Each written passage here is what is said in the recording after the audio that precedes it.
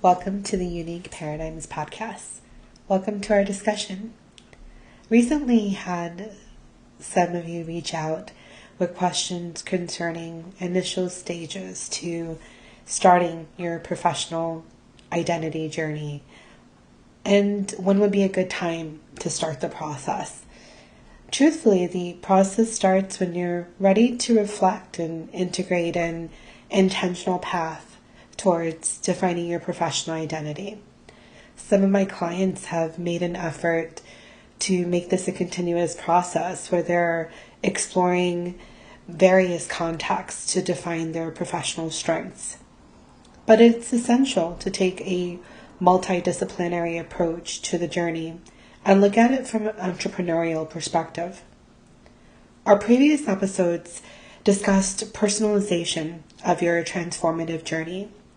I did want to take this discussion further and extend it more specifically into elements of professional branding in an organizational context, as well as more on professional socialization and how it relates to professional branding.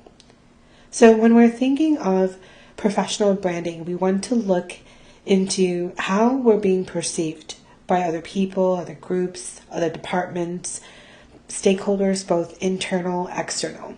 So when we're looking at how we want to improve our professional identity, it's important for us to look outside of our current views and perspectives and see how these perceptions may change over time and how we can also build a broader network and cultivate this through professional socialization.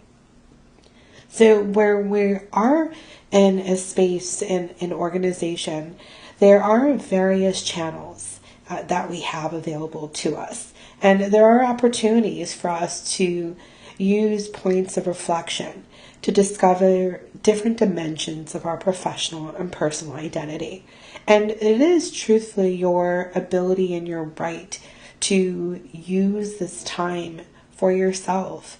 And in many cases, it's not always encouraged, or there are so many other tasks at hand, but it is a matter of prioritizing the journey in all of your conversations. If you are in a frontline role, expressing that need and desire to your immediate manager, what type of skills that you are looking to develop over time and just cultivate. So there are opportunities for you to become brave, have those conversations both with yourself and other people.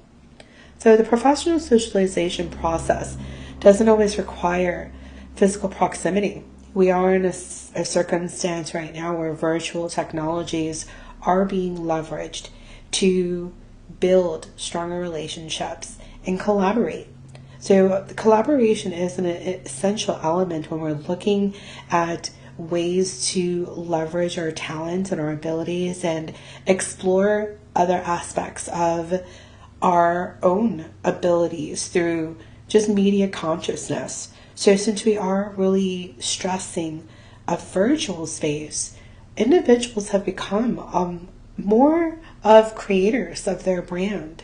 So when we are looking at ways to create a professional brand, we want to do reflection in decorum, influences, how these influences in an organization may change processes, procedures, or even improve policies over time. But specifically, professional socialization, in the context of diversity, it does enable us to, one, take control of the path of our journey, and also create a platform where we can showcase our talents and extend those talents beyond our work environments and also into other discipline areas. So taking an interdisciplinary approach to our transformative journey, it's important because it does give us a globalized perspective.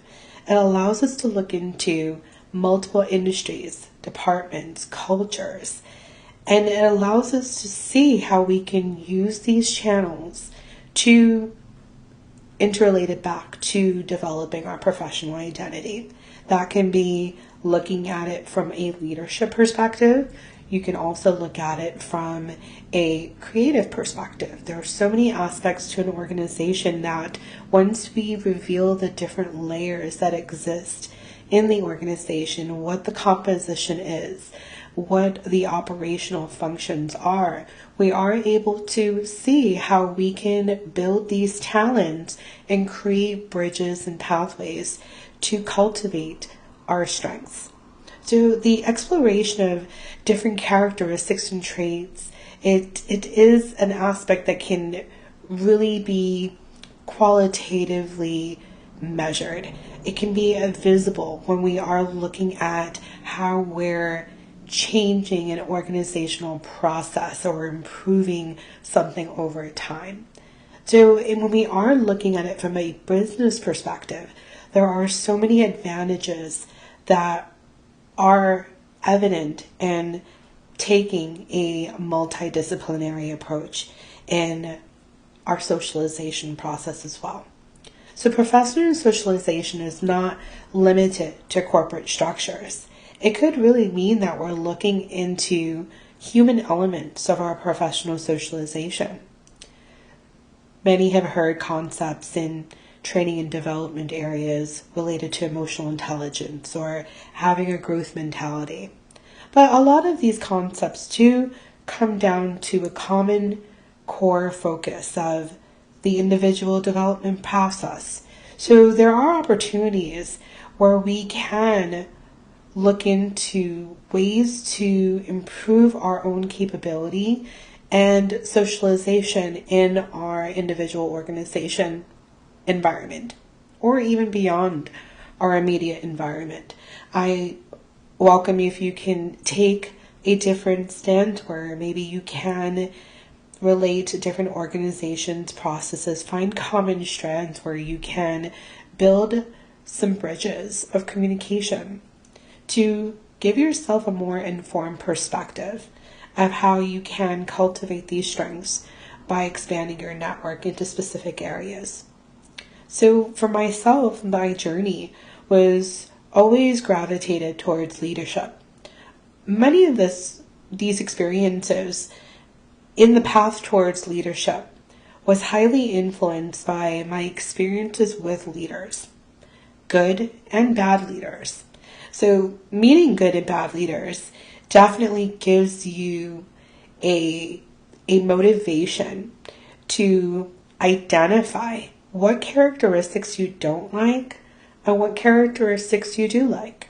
So if you are looking for a starting point, I think finding that basic understanding of what qualities you do or do not like can really help you start that conversation and begin that self-reflection journey of how you want to convey your brand to others. How authentic are you wanting to be in that process?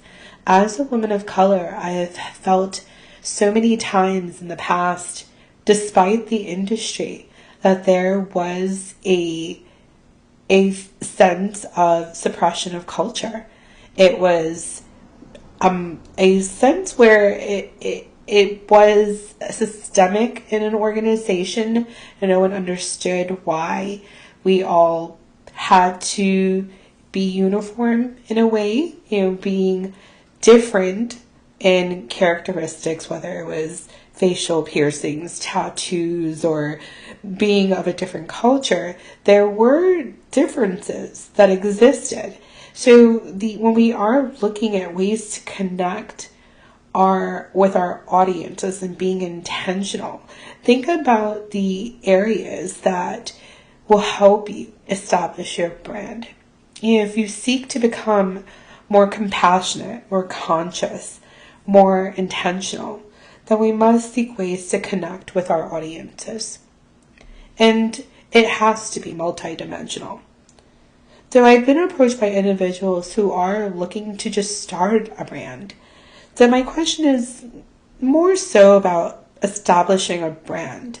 So where we are thinking of a brand, it almost sounds as if we're marketing on ourselves. And it is, in fact, a way that because we are in a virtual space, we are, in many cases, perceived within seconds of our brand.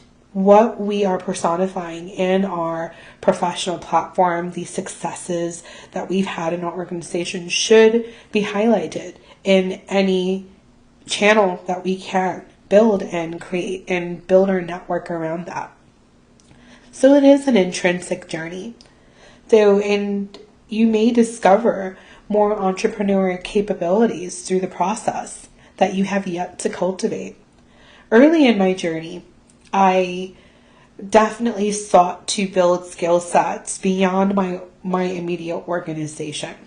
I always took a philanthropic approach to where I wanted to use my talents. So if it was building a stronger network for a nonprofit organization, how was I going to help them do that? Was it going to be through fundraising? Was it going to be through looking at different ways to market the organization?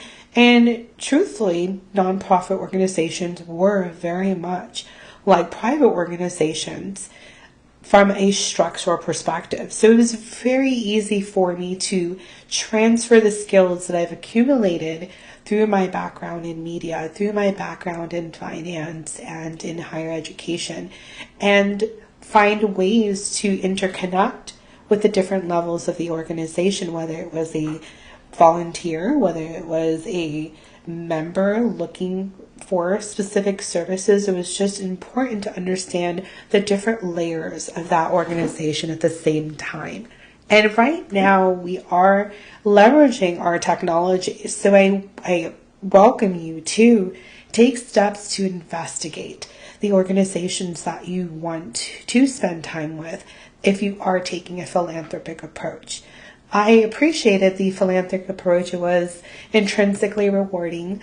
I have been very passionate about a number of social issues because of my cultural background, wanting women to be empowered, wanting there to be global education, and knowing that that can help cultivate social change.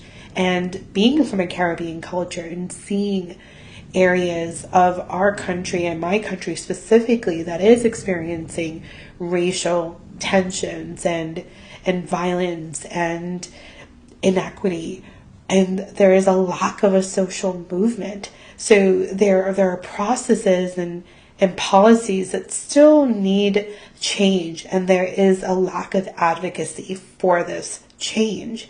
So there's so much more work to do in our different communities, and I hope to build a stronger platform and network to build this change throughout the Caribbean and bring education for every community member, regardless of their class or status.